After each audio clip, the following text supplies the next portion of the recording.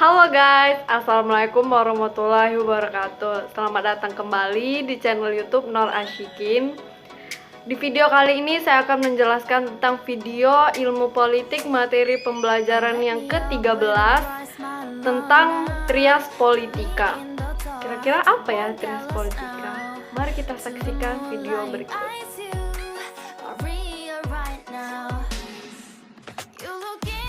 Oke guys, Sebelum itu jangan lupa subscribe YouTube channel saya Nur Ashikin, komen, dan dan juga like. Terima kasih. Baiklah, kembali dengan saya. Perkenalkan, nama saya Nur Ashikin dengan NIM 2042034, jurusan Ilmu Administrasi Negara, Fakultas Ilmu Sosial, Universitas Negeri Padang. Kali ini saya akan membuat tugas video pendek tentang pembelajaran materi ke-13 yaitu trias politika yang diampuh oleh dosen Pak Hidayatul Fajri, SAP MPA. Trias politika, pembagian fungsi-fungsi pemerintahan menjadi 3. Pertama, legislatif, rule making. Kedua, eksekutif, rule application. Yang ketiga, yudikatif, rule adjudication. Selanjutnya, pembagian struktur kekuasaan di Indonesia. Pertama, legislatif yang terdiri dari MPR, DPR, DPD, dan DPRD. Yang kedua, eksekutif yang terdiri dari presiden, kepala daerah. Yang ketiga, yudikatif yang terdiri dari MA, MK, KY, dan pengadilan.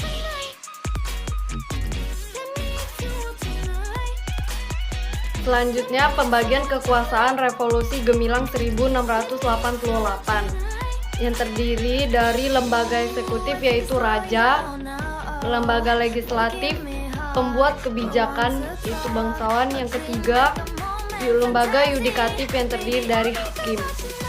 Selanjutnya, eksekutif. Apa eksekutif? Berikut penjelasannya. Dalam arti luas, adalah kepala negara atau pemerintahan, pegawai pemerintah, birokrasi dengan tugas penegakan hukum atau aturan, menginisiasi kebijakan serta melakukan hubungan internasional. Yang kedua, dalam arti sempit sebagai simbol persatuan negara serta penyedia kepemimpinan dalam sistem politik. Lebih banyak terekspos di dalam acara seremonial seperti rapat dengan legislatif, membuka acara, menerima tamu negara atau duta besar, menandatangani dokumen resmi. Legislatif terdiri dari wakil rakyat sebagai pembuat undang-undang dan kebijakan, berkembang dengan fungsi penyelidikan dan kontrol atas kinerja eksekutif, merupakan agen dalam sistem politik sebagai pembawa mandat dari prinsipal, representasi dari demokrasi perwakilan, dan check balance atas kekuasaan eksekutif. teori-teori fungsi negara. Trias politika teori menurut John Locke terdiri dari fungsi legislatif, eksekutif, dan fungsi federatif seperti yang bisa Anda lihat di gambar ini.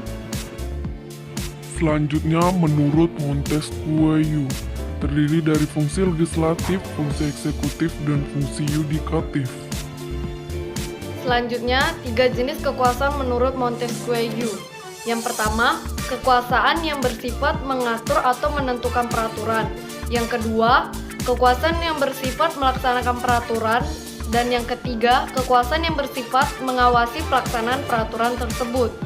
3 jenis pembagian kekuasaan itu harus didistribusikan.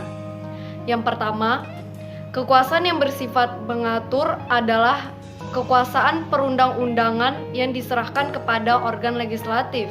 Yang kedua, kekuasaan yang bersifat melaksanakan peraturan diserahkan kepada organ eksekutif.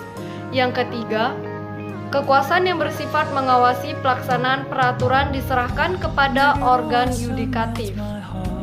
3 perbedaan penafsiran teori. Yang pertama, di Amerika Serikat, pemisahan kekuasaannya tegas, pemisahan organ-organnya, sistem pemerintahan presidensial. Yang kedua, di Eropa Barat, organ yang satu dengan yang lainnya terdapat hubungan timbal balik, seperti eksekutif dan legislatif. Ketiga, di Swiss, badan eksekutif hanyalah badan pelaksana dari apa yang digariskan badan legislatif. Selanjutnya, pemisahan kekuasaan menurut Gabriel Almond terdiri dari 3. Yang pertama, rule making function, berwenang merumuskan kemauan rakyat atau kemauan umum public interest dengan jalan menentukan kebijaksanaan umum public policy yang mengikat seluruh masyarakat. Badan yang berhak menyelenggarakan kedaulatan rakyat dengan jalan menentukan public policy dan menuangkan dalam undang-undang. Teori perwakilan menurut indirect demokrasi terdiri dari 3. Pertama, perwakilan seseorang atau kelompok yang mempunyai kemampuan atau kewajiban untuk berbicara atau bertindak atas nama satu kelompok yang lebih besar. Perwakilan miniatur dari masyarakat secara keseluruhan, perasaan, pikiran, peta, kondisi masih. Yang ketiga, perwakilan prinsipal agen bertindak atas nama pihak lain. Jenis perwakilan. Ada 2 jenis perwakilan menurut C.F. Strong, yaitu pertama, perwakilan politik terjadi dari adanya pemilihan umum, pemilu. Kedua, perwakilan fungsional dengan menggunakan mekanisme pengangkatan. 4 kategori perwakilan, yaitu yang pertama, independen, prinsip kepentingan publik yang diperjuangkan tidak tergantung rakyat atau pemerintah. Yang kedua, partai, prinsip perjuangannya sesuai dengan program yang telah digariskan oleh partai. Yang ketiga, rakyat, memperjuangkan kepentingan rakyat, akuntabilitas pada konstituen. Yang keempat, pemerintah, mewakili kepentingan pemerintah, orientasinya hanya sebagai kepanjangan tangan pemerintah. Hakikat fungsi legislatif.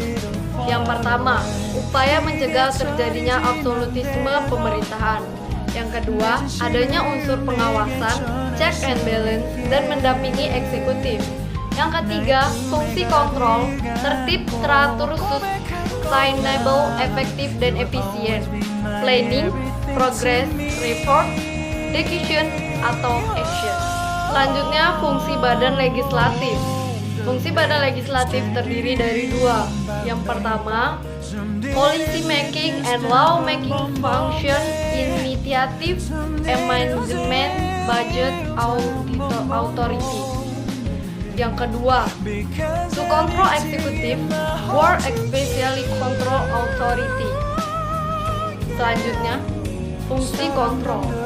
Ada 4, yaitu question power. Yang kedua, interpellation, meminta keterangan. Yang ketiga, enquete, mengadakan penyelidikan sendiri. Yang keempat, mosi, sistem parlementer. Selanjutnya, model sistem politik Indonesia, lembaga yudikatif. Pengertian lembaga yudikatif yaitu lembaga yang berfungsi mengadili penyelewengan pelaksanaan konstitusi dan peraturan perundang-undangan secara luas serta bersifat independen dalam pelaksanaan tugas dan fungsinya. Yang kedua, sistem lembaga yudikatif negara demokratis. Yang pertama, sistem common law, negara Anglo-Saxon, sistem hukum yang berkembang di negara Inggris yang berpedoman pada prinsip bahwa selain undang-undang yang dibuat oleh parlemen, juga berpedoman pada peraturan lain yang merupakan common law, yaitu keputusan yang terdahulu dibuat oleh hakim. Yang kedua, sistem civil law, hukum perdata umum yang sistem hukum yang berpedoman pada hukum yang sudah ditetapkan. Berikutnya, kekuasaan lembaga yudikatif Indonesia. Sistem hukum yang berlaku di Indonesia, khususnya hukum perdata hingga kini terdapat dualisme, yaitu sistem hukum adat, suatu tata hukum yang bercorak di asli Indonesia, pada umumnya tidak tertulis. Yang kedua, sistem hukum Eropa Barat yang dipengaruhi oleh hukum Romawi. Asas kebebasan yudikatif adalah kekuasaan hakim ialah kekuasaan merdeka, artinya terlepas pengaruh kekuasaan pemerintah. Berikut undang-undang tentang pokok-pokok kekuasaan kehakiman. Berikutnya, lembaga yudikatif dalam era reformasi di Indonesia. Adanya amandemen terhadap Undang-Undang 1945 Bab 9 tentang kekuasaan kehakiman, pasal 24 ayat 2 tentang menjalankan kekuasaan hakiman dilakukan oleh lembaga yudikatif, yaitu Mahkamah Agung dengan peradilan yang berada di bawahnya dalam lingkungan peradilan umum, agama, militer, tun, dan oleh sebuah mahkamah konstitusi, wewenang lembaga yudikatif menurut Undang-Undang Dasar 1945 amandemen adalah sebagai berikut. Yang pertama Mahkamah Agung, yang kedua Mahkamah Konstitusi, yang ketiga Komisi Yudisial, dapat Anda lihat di gambar ini. Oke guys, sekian penjelasan tentang trias politika dari saya. Apabila ada kesalahan kata atau kekurangan tentang materi, mohon dimaafkan karena kesempurnaan hanya milik Allah SWT. Saya tutup dan akhiri. Wabillahi taufiq wal hidayah. Wassalamualaikum warahmatullahi wabarakatuh. Bye bye.